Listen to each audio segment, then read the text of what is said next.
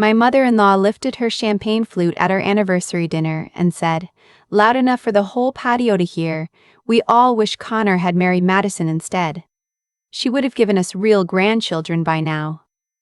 8 people at the table. Not one of them flinched, including my husband. I set my fork down, dabbed the corner of my mouth with a linen napkin, and smiled the way you smile when a system finally returns the error code you've been waiting on for 2 years. You know what, Patricia? Let's make that happen. That sentence, that one calm sentence, was the start of a plan I'd actually been building for 14 months, not in a journal. In a series of trust documents, LLC filings, and a single offshore account my husband didn't know existed, the quiet wife who organized everyone's holiday cards was about to teach a roomful of Carolina blue bloods what happens when the foundation walks out of the building. If you've ever sat at a table where the people who were supposed to love you talked about you like you weren't there, stay with me. Tell me where you're listening from in the comments. I read every single one. My name is Sloan. I'm 33.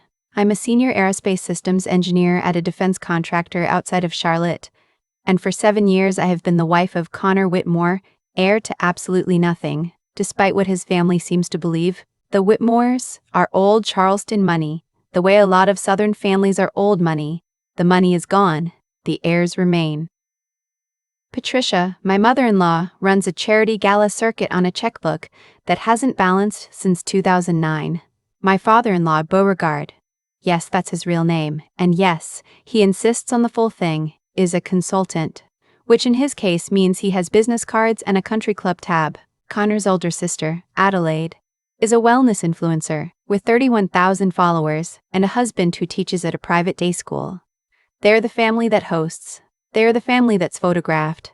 And for 7 years I had been the family ATM, dressed in J.Crews so I wouldn't outshine anyone. I should explain how I ended up holding the bag, because the comments on stories like mine always ask, and they're right to ask. Why would anyone agree to this? What kind of woman pays for a husband's family for 7 years and calls it love? Here's the truthful answer. My mother died when I was 19. My dad followed her 2 years later. Heart attack on a Tuesday, in his recliner, with the TV still on. I was 21 and suddenly, overwhelmingly, alone. I met Connor a year after that, and I met his family 6 months in, and I will tell you that first Thanksgiving in their drafty Mount Pleasant house with the silver polished and the candles lit and Patricia kissing both my cheeks, I cried in their guest bathroom because I thought I had been given a family back. I really did. So when Connor's consulting startup needed seed funding the year after we got married, and I had a patent royalty hit my account from my graduate work, I wrote the check. $340,000. I told myself it was an investment in our future. I told myself a lot of things. The startup failed in 11 months. Connor took a job at a commercial real estate firm where his father pulled the strings. The next loan was for Adelaide's wellness brand launch, $80,000. Then Patricia's renovation, which was code for paying off 3 credit cards she'd hidden from Beauregard. Then a country club initiation in both their names because, and I quote, "You're a Whitmore now, sweetheart, you have to look the part." Then a car for Connor because his lease was up. Then, eventually, the house. The house is the part people never believe. We bought a 6-bedroom on Sullivan's Island 3 years ago. On paper, both names. In reality, my LLC, Brightline Holdings, registered in Delaware, is the actual owner. Connor's name is on the deed as a courtesy. His parents moved into the guest cottage on the property, just for a few months, while they figured out their next step, and then never figured it out. And the few months turned into 2 years of Patricia rearranging my kitchen and Beauregard hosting his golf buddies on my back porch and calling it his. The mortgage, the property tax, the lawn service, the pool service, the wine club Beauregard belonged to, the spa membership Patricia would never give up. All of it ran through a household account I funded, every quarter, like clockwork. The reason it worked, the reason no one ever questioned the arithmetic, is because the Whitmores never wanted to know the math. They wanted to be the kind of family who lived this way. So they did. And I let them. Because every time Patricia would link her arm through mine at a wedding and introduce me as our sweet Sloan, our girl, I'd feel that 19-year-old in me settle a little. I'd think, this is what a mother feels like. I would have paid anything for that, and the joke is, I did. So back to the patio. Anniversary dinner. A restaurant on Shem Creek that my dinner reservation, my credit card was holding. Patricia in a coral linen dress saying she wished her son had married someone else. Madison, by the way, is Adelaide's college roommate, who Patricia has been not so sublime mentioning at every family gathering since the day Connor and I got engaged. Madison is from a good Charleston family, which means her grandfather was a judge. Madison is who I was always being measured against, and Madison was, apparently, what Patricia thought she was about to negotiate her way back to. Connor laughed at his mother's comment. Not a big laugh. A soft, indulgent one. The kind of laugh that says, "Mom, behave," but also says, "I agree, but I have to act like I don't." Adelaide rolled her eyes affectionately. Beauregard topped off his wine. The two cousins down at the end of the table giggled. The hostess at the next table glanced over. I let it sit. I let it sit for what felt like a full minute but was probably 10 seconds. Then I said, "You know what, Patricia? Let's make that happen." She blinked. "What was that, dear?" I said. "Let's make that happen. Let's make Madison the Whitmore daughter-in-law you all really wanted. I'll get out of the way." Beauregard chuckled. "Sloan, sweetheart, don't be sensitive. Patty is just teasing." I wasn't sensitive. That was the strange part. I wasn't even angry. I was clear-headed the way I get clear-headed at 3 a.m. before a launch, when there's a critical bug and I have to find it before the window closes. Calm. Almost peaceful. I'd been waiting for them to say something this stupid out loud for 14 months, and I had everything queued up. I picked up my purse. I told the waiter to put the entire dinner on Beauregard's card, please, I insisted. Since he'd been so generous all evening, which was a lie everyone at the table understood. And I walked out of that restaurant, past the oyster bar and the marsh view and the couples laughing at sunset. And I drove home alone. I didn't cry. I didn't shake. I sat in my driveway for 12 minutes just listening to the cicadas, and then I went inside, opened my laptop, and sent 3 emails I'd had drafted in a folder for months. The first was to my attorney, Ramona, telling her to initiate the formal eviction process on the guest cottage and the main house. 60 days, by the book. The second was to my financial advisor at the firm I use for the household trust, instructing him to freeze all auto drafts effective immediately. The mortgage payment, the property taxes, the credit cards I'd been authorized on, the country club, the wine club, Adelaide's marketing retainer that was really just a stipend, all of it. Frozen. The third was to a forensic accountant named Yvette, whose name had been sitting in my contacts since last August. I told her it was time. I told her I needed everything. Every dollar that had moved through Connor's Consulting LLC. Every dollar Adelaide had pulled from the household account under marketing. Every check I'd ever written that had Beauregard's signature on the back. I had 14 months of suspicions. I needed receipts. Then I closed the laptop, took a shower, and slept for the first full night in maybe a year. Connor came home at 1 a.m. I heard him stumble in, heard him not turn on the lights, heard him sleep on the couch. He didn't come up to the bedroom.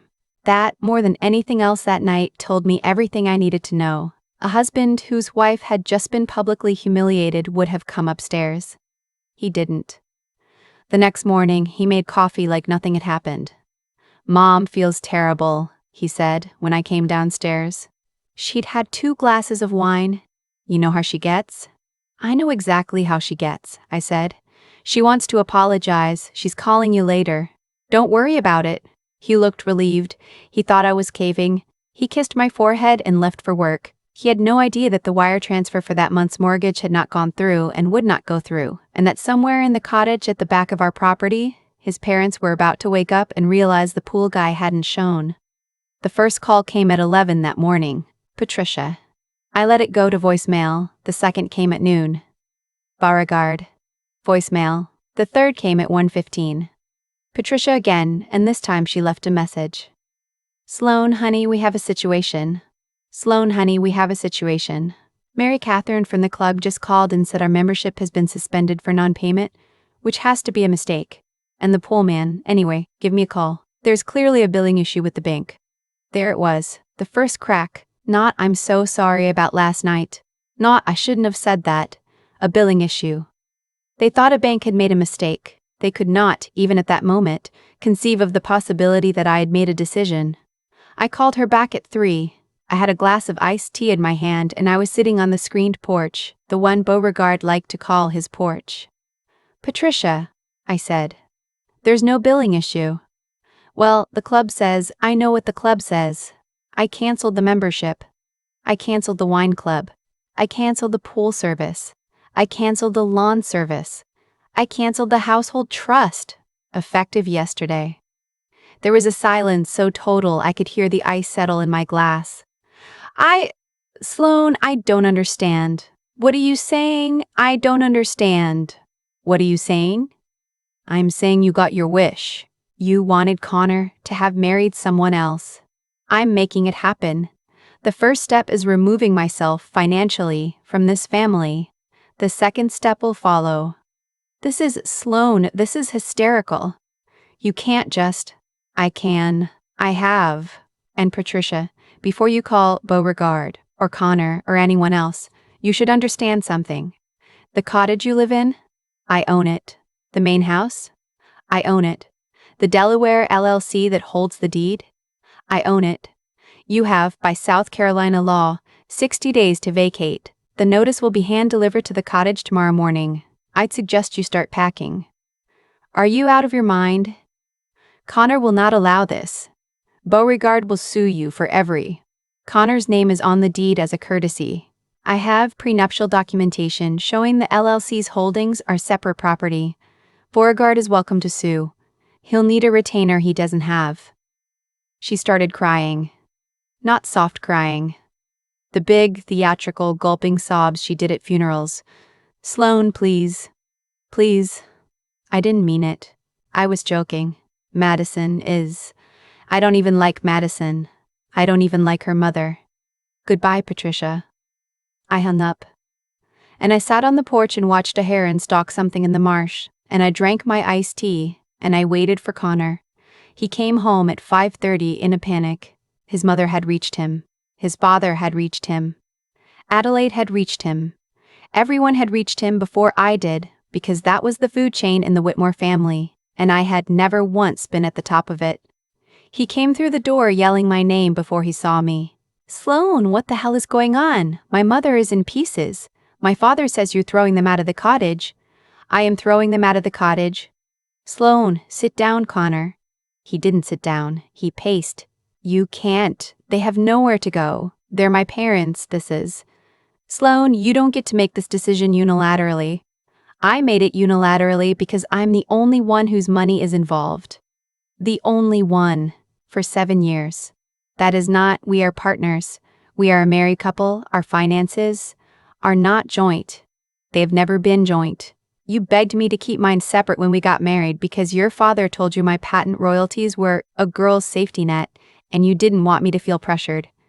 Do you remember saying that to me, Connor? Because I do. He stopped pacing. He looked at me, and I watched it land. The slow recognition that the floor he'd been standing on had been mine the whole time. "Sloan," he said, quieter, "please. Mom didn't mean what she said. You know how she is." "I know exactly how she is. I know exactly how she is. I know exactly how all of you are. That's the problem." "What do you want me to do?" I almost laughed at that.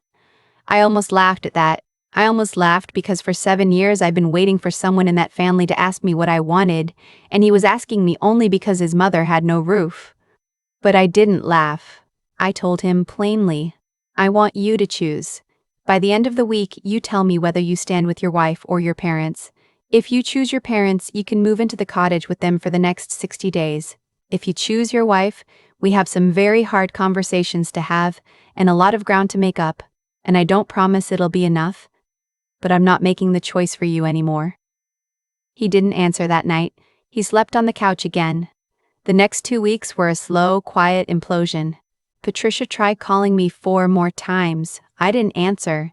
She started calling cousins, calling old family friends, calling the rector at her church, painting me as the cold northern wife.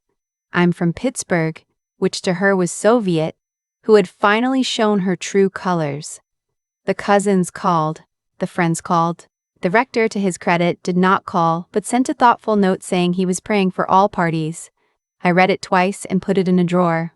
Adelaide called and accused me of trying to destroy her brand. Her marketing retainer had been her main income, and without it, her wellness brand was apparently going to fold within a quarter. I told her, very politely, that I'd never agreed to fund her business and that the retainer had been a gift, not a salary, and that I was withdrawing the gift. She told me I was a jealous, infertile, soulless. I hung up there. Connor was standing in the doorway of my office when I did. He'd heard. "Adelaide?" he asked. "Adelaide?" he asked. "Adelaide? What did she say? You don't want to know?" He sat down across from me. He said, "Yeah, I do." That was the first crack on his side, so I told him the whole sentence, the infertile part, which was a particularly cruel thing for her to lean on, because I'd had 2 miscarriages in the last 4 years that her mother had told her about in confidence, and that Adelaide had now decided to weaponize, and the soulless part. I told him without crying, because at that point I think I'd run out. He put his head in his hands. He didn't defend her. That was something. It wasn't enough, but it was something. The forensic audit came back 19 days after I'd commissioned it. Yvette was thorough in a way that frightened even me. She came to my office in person. She set a black accordion folder on my desk, and she said, "Honey, before I show you any of this, I need to ask you, are you ready for this?" I told her I was. The first finding, Connor's Consulting LLC had received my $340,000 7 years ago. Of that, only about $60,000 had ever gone to anything resembling a business expense. The rest had been dispersed in chunks of $15,000 and $20,000 to Beauregard's personal account over the course of 18 months. My father-in-law had effectively used my husband's company as a pass-through to settle his own debts. The second finding, Adelaide's wellness brand, had 3 years of tax filings showing no actual revenue. The marketing retainer I'd been paying her had been her entire income. There was no brand. There was an Instagram account and a Squarespace page and a closet full of unsold leggings. The third finding, and this is the one that broke me, was that there were 2 loan applications dated 4 and 6 years ago, on which my name appeared as a co-signer for personal loans Beauregard had taken out against equity he claimed to have in the Sullivan's Island house. House he did not own. Equity he did not have. My signature on both, in a hand that was almost mine but not quite. Forgery. 2 counts. Federal-level wire fraud, because the loans had been processed through an out-of-state bank. I sat with that for a long time. Yvette sat with May, processed through an out-of-state bank. I sat with Met. She didn't say anything. She'd done this before, with other women, in other rooms. "Does Connor know?" I finally asked. "I can't tell you that. But based on the documentation, my professional read is that he didn't sign anything. His father did this without him." "Okay," I said. "Okay." I called Connor that night. I asked him to come home early. I sat him at the kitchen island and I put the audit in front of him and I walked him through it page by page. The pass-through, the fake brand, the forgeries. He didn't say anything for a long time. Then he said, "I knew about the consulting money. I didn't know it all went to Dad. He told me he was helping me make payroll. I didn't ask. And the forgeries? I didn't know about the forgeries. I swear to God, Sloan, I didn't know about the forgeries. I swear to God, Sloan, I didn't know." "I believe you," I said. And I did, because Connor's particular flavor of failure was passivity, not malice. He was a man who let things happen and called the result fate. He had let his father use him. He had let his mother insult me. He had let his mother insult me. He had let his sister leech off me. He hadn't actively done any of it, and he genuinely seemed to think that not actively doing wrong was the same thing as doing right. "What are you going to do?" he said quietly. "I'm going to give the audit to my attorney. We're going to file a civil complaint against your father for the forgery and for the misappropriation of the consulting funds. Your sister will be named in a separate action for the unauthorized use of household funds. If the prosecutor wants to pursue criminal charges based on the forgeries, that will be their call, not mine, but I'm not going to ask them to look the other way. Sloan, my dad is 68 years old. He could go to prison." "Connor," I said, "I have wanted a child for 4 years. Your sister called me infertile in a phone call this afternoon and used my miscarriages as a weapon. Your mother told a patio full of people that I should be replaced. Your father committed federal fraud in my name for tens of thousands of dollars. I am out of mercy. I gave it all away over 7 years and they spent it like it was theirs." He didn't argue. He nodded, slowly, and he asked if he could see the forgery documentation again. I let him. He looked at his father's handwriting on my fake signature for a long time. "Sloan," he said, "I want to stand with you. I don't know if I can do enough, but I want to." That was the second crack. It was a real one. I won't tell you it fixed 7 years. It didn't, but it was a crack, and I felt it. The Whitmores were given the audit a week later, at a meeting Patricia had called at the Sullivan's Island house. She had imagined, I think, a kind of family tribunal, where Beauregard would loom and Adelaide would weep, and Connor would be reminded of his duty and I would crumble. She had assembled an audience, her sister, Beauregard's brother, 2 cousins, the rector again. They were all in the living room when I arrived. Connor came with me. He held my hand walking in. I let Patricia begin. She did her speech. About family, about forgiveness, about my northern coldness, about how she had been nothing but a mother to me, about how I was destroying their lives over a joke, about how she expected, as the family matriarch, that I would now reverse my decisions and that we could put this all behind us. When she was done, I set the black accordion folder on the coffee table. I opened it. I distributed the relevant pages to each person in the room. "This," I said, "is a forensic audit conducted by an independent firm. Page 1 through 8 document the diversion of $340,000 I provided as seed capital to my husband's company into Beauregard's personal accounts between 2018 and 2019. Page 9 through 15 document the use of the household trust I funded as a personal income source for Adelaide, totaling approximately $410,000 over 6 years against 0 documented business activity. Page 16 and 17 are loan applications processed in 2019 and 2021 on which my signature has been forged. The forgeries were submitted to a federally regulated lender. That's wire fraud." The rector was the first to speak. He looked at Beauregard and said gently, "Beau, tell me this isn't true." Beauregard said nothing. He looked at the carpet. That was his answer, and everyone in the room saw it. Adelaide started talking immediately, fast, about how the marketing retainer was a salary, how she'd earned it, how I'd been jealous of her platform for years, how Adelaide, Connor said, just her name. Quietly, she stopped talking. Patricia turned to Beauregard. She said, "Beau, the signatures, tell them you didn't." He didn't. She made a sound, and I'll remember this sound for the rest of my life because it was unlike anything I'd ever heard a woman make, a kind of high, thin animal noise, and she put her hand over her mouth and she stood up and walked out of the room, out of the house, out the front door. The screen door slapped behind her. The aunt and uncle and cousins were silent. The rector closed his folder and set it on the coffee table and said, very quietly, "I think I should go." That was the last family meeting of the Whitmores I will ever attend. The eviction went through. 63 days after the patio dinner, the cottage was empty. They'd moved into a 2-bedroom rental in North Charleston that Beauregard's brother, the one who'd been in the living room that day, co-signed for, because no one would rent to them in their own name anymore. Patricia got a job at the front desk of a dental office. Beauregard, facing a civil suit and the possibility that the prosecutor would take an interest in the forgeries, agreed to a settlement in which he repaid me, over the next 10 years, 80 cents on the dollar of what he'd taken in monthly installments out of his Social Security. The forgery charges were referred to the U.S. Attorney's Office. I'm told the case is still open. I don't follow it. Adelaide's brand collapsed within 4 months. She and her husband moved to Greenville, where his cousin had gotten him a job, and I haven't spoken to her since. Connor and I separated for 10 months. He moved into a 1-bedroom in Mount Pleasant and went to therapy 3 times a week and didn't ask me for anything. Not a check. Not a meeting.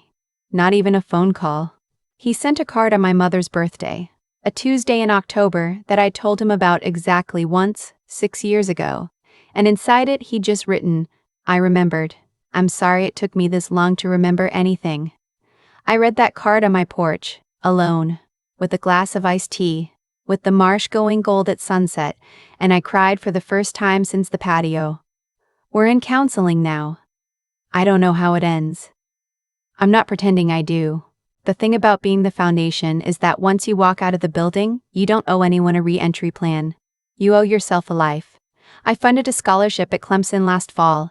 It's for first-generation engineering students who are estranged from their families. The award is small, $12,000 a year, but it covers room and board. And the application doesn't ask why you're estranged. It just asks if you are. I met the first 3 recipients in November.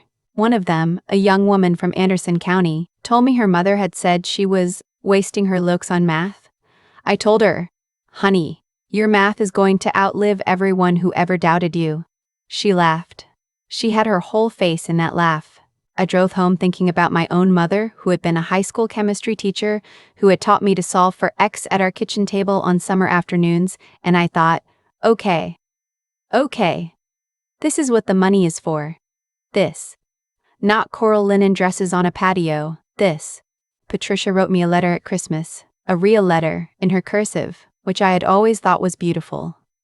It was 3 pages. She didn't ask for anything.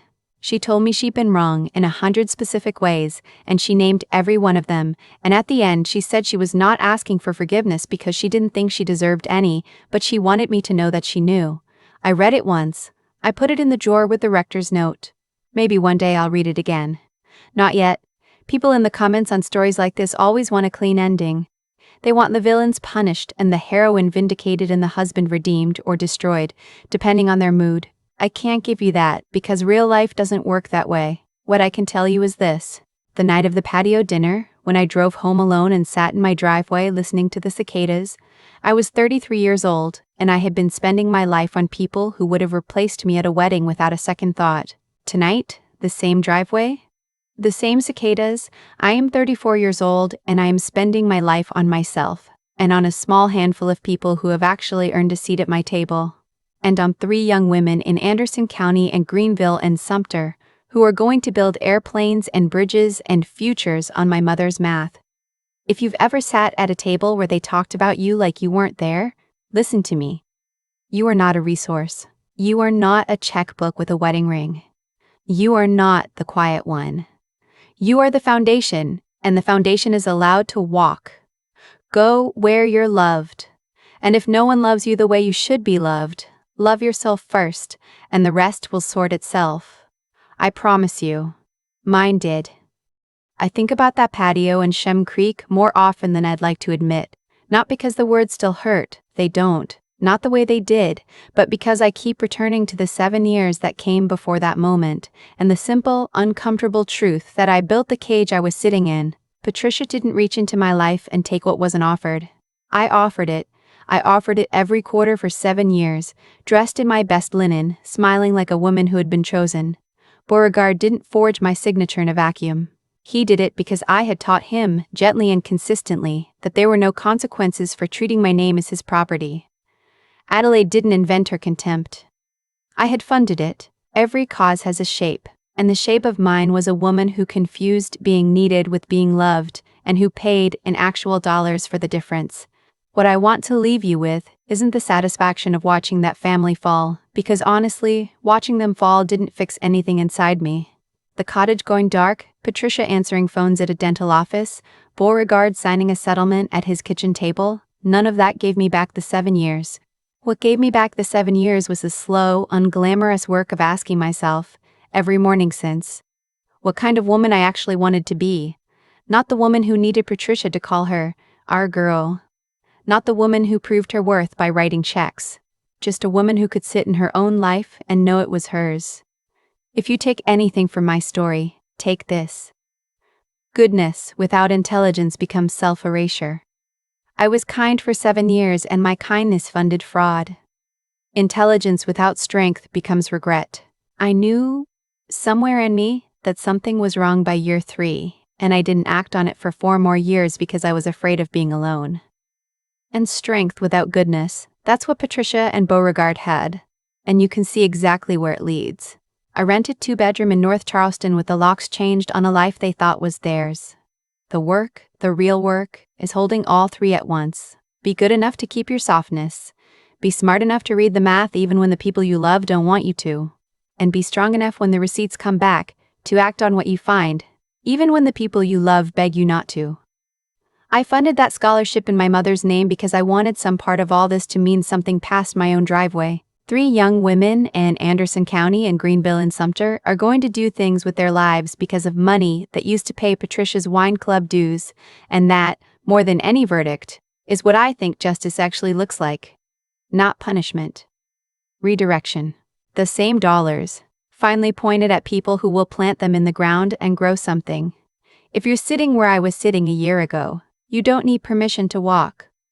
You just need to be willing to find out who you are when you stop paying for the seat.